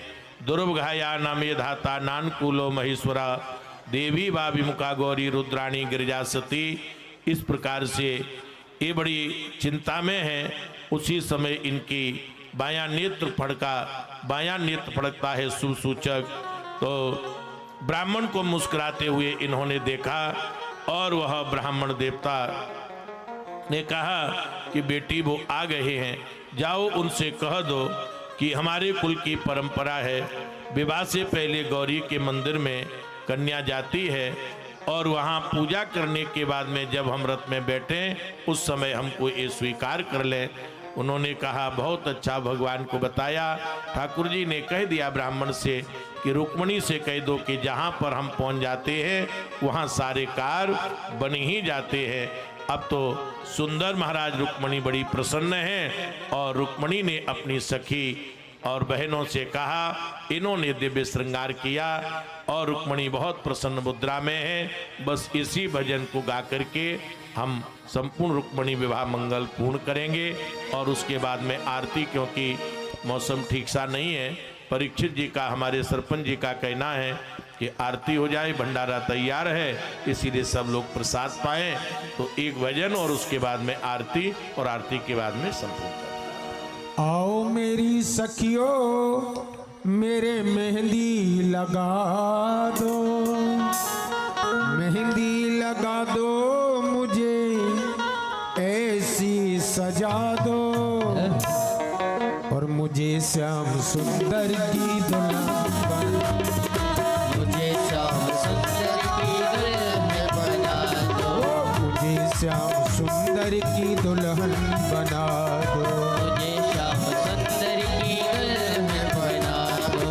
आओ मेरी सखियों मेरे मेहंदी लगा दो, आओ मेरी सखियों मेरे मेहंदी लगा दो, मेहंदी लगा दो मुझे ऐसी सजा दो, मेहंदी लगा दो मुझे ऐसी सजा दो, मुझे श्याम सुंदर की दुल्हन बना दो, मुझे श्याम सुंदर की दुल्हन बना दो। सत्संग में मेरी बात चलाई, सत्संग में मेरी बात चलाई, सत्संग में मेरी बात चलाई, सत्संग में मेरी बात चलाई, सदगुरु ने मेरी कीनी सगाई, सतगुरु ने मोरी कीनी रे सगाई, उनको बोला के हथ लेवा तो करा दो, उनको बोला के हथ लेवा तो करा दो, मुझे श्याम सुंदर की दुल्हन बना दो, मुझे श्याम सुंदर की दुल्हन बना दो। हरि बोल।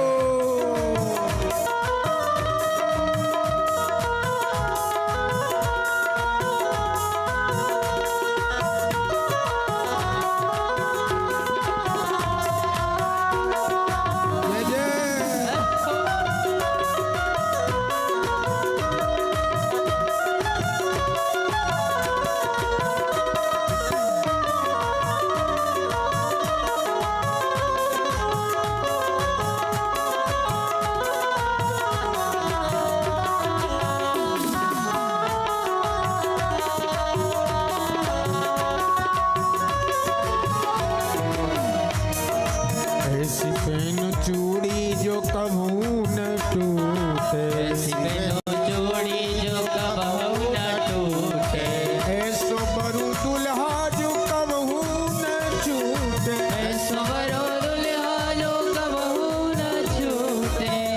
सोबरु दुल्हा जो कबहू न छूटे, सुबरो दुल्हा जो कबहू न छूटे, अटल सुहाग की बिंदी तो लगा दो, अटल सुहाग की बिंदी तो लगा दो, मुझे श्याम सुंदर की दुल्हन बना दो, मुझे श्याम सुंदर की दुल्हन बना दो।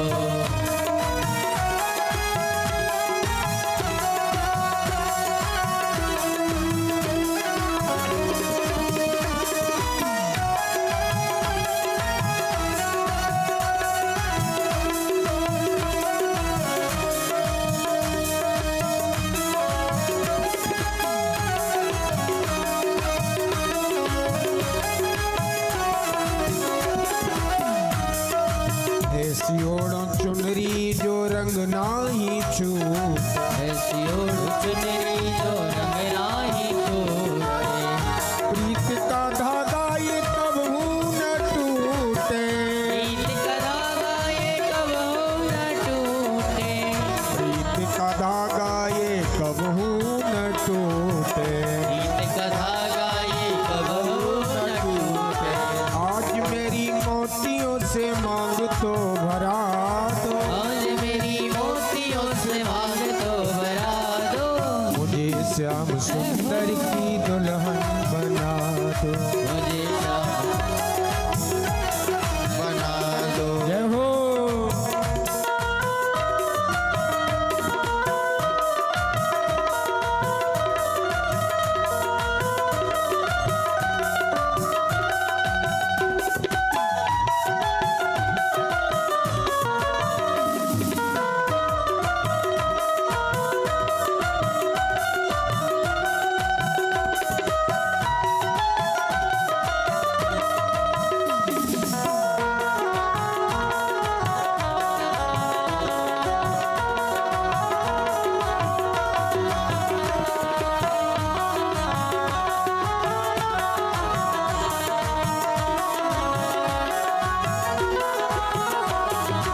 भक्ति का सुरमा में आंखों में लगाऊंगी, का सुरमा में आँखों में लगाऊंगी, भक्ति का सुरमा में आंखों में लगाऊंगी, भक्ति का सुरमा में आँखों में लगाऊंगी, दुनिया से नाता तोड़ उनकी हो जाऊंगी, दुनिया से नाता तोड़ उनकी हो जाऊंगी, दुनिया से नाता तोड़ उनकी हो जाऊंगी, दुनिया से नाता तोड़ उनकी हो जाऊंगी।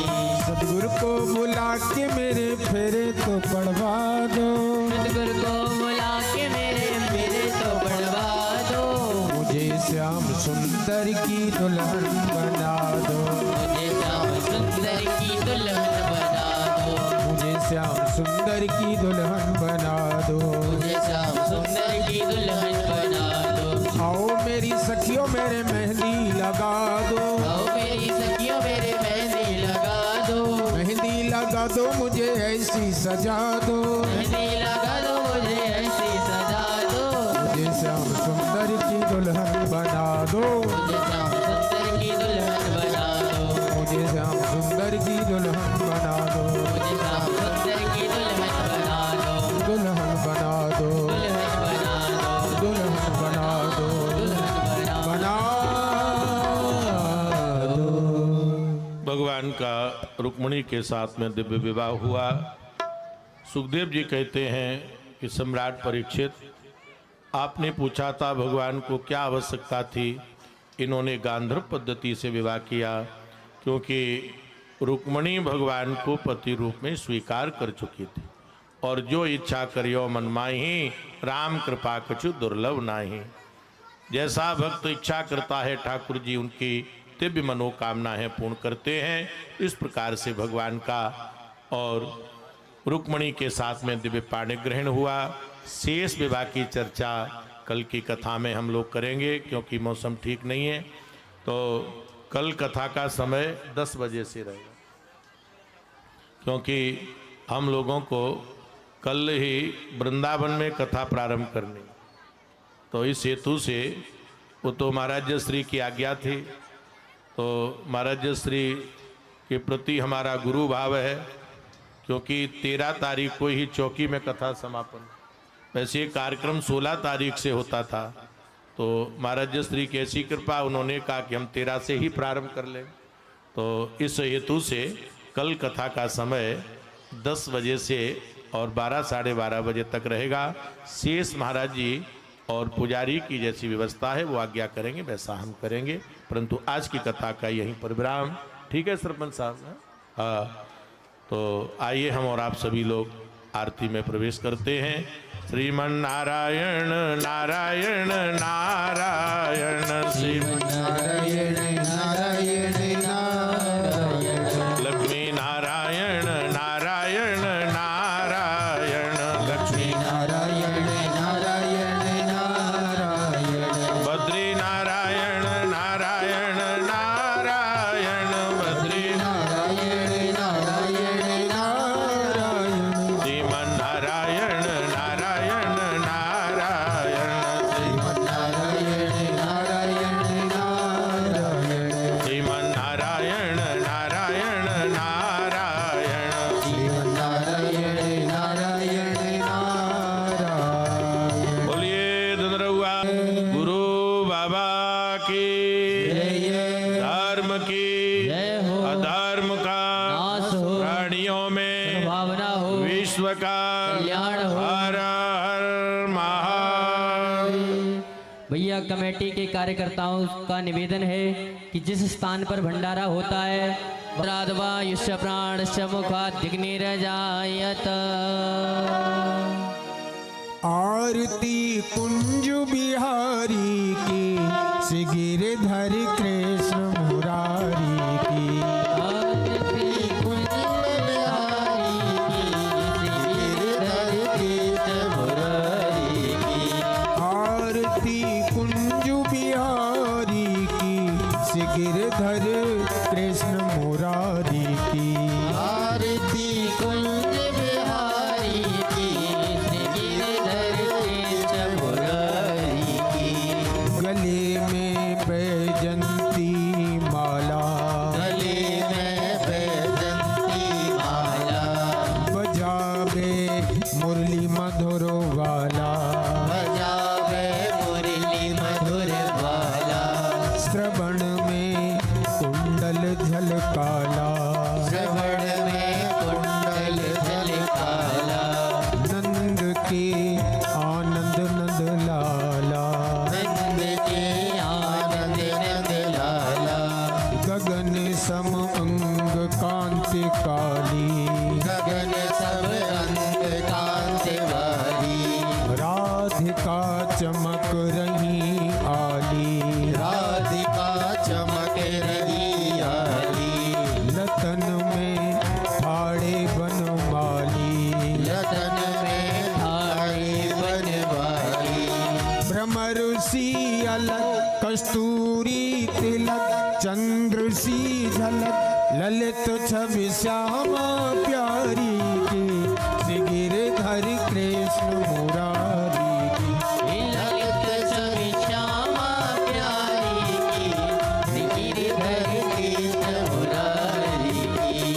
आरती कुंज बिहारी की, श्री गिरधर कृष्ण मुरारी की। आरती कुंज बिहारी की, श्री गिरधर कृष्ण मुरारी की। कनकमय मोर मुकुट बिल से, कनकमय मोर मुकुट बिल से। देवता दर्शन कूतर से, देवता दर्शन को तरसे। गगन से सुमन बहुत बरसे। गगन से सुमन बहुत बरसे।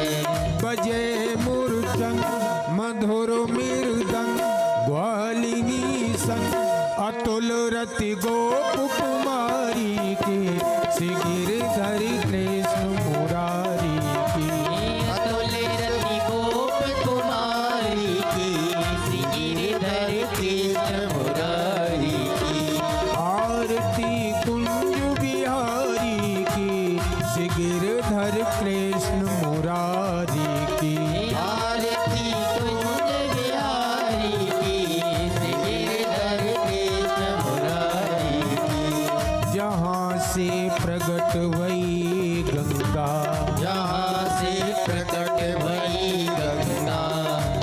कलुष कलेहारिणी श्री गंगा कलुष कलेहारिणी श्री गंगा स्मरण से हो मोह भंगा स्मरण से होत मोह भंगा बसी शिव सी जटा के भी हरे अदुखी चरण छवि श्री बनवारी के शिविर धर कृष्ण मुरारी।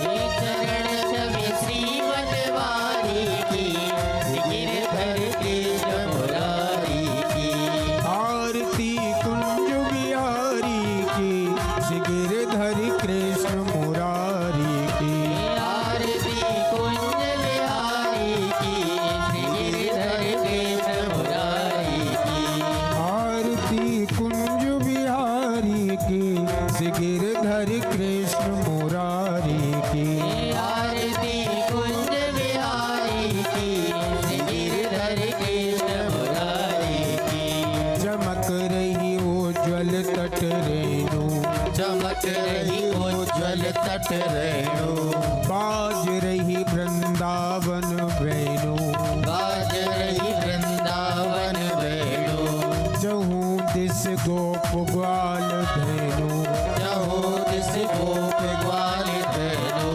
हंसत मृदुमन चांदनी चंद कटत भवपन तेर सुन दीन भिखारी की श्री गिरधर कृष्ण मुरारी की तेर सुन दीन बिहारी की श्री गिरधर कृष्ण मुरारी की आरती कुंज बिहारी की श्री गिरधर कृष्ण मुरारी की आरती कुंज बिहारी की गिरधर कृष्ण मुरारी की कर्पूर गौरम करुणावतार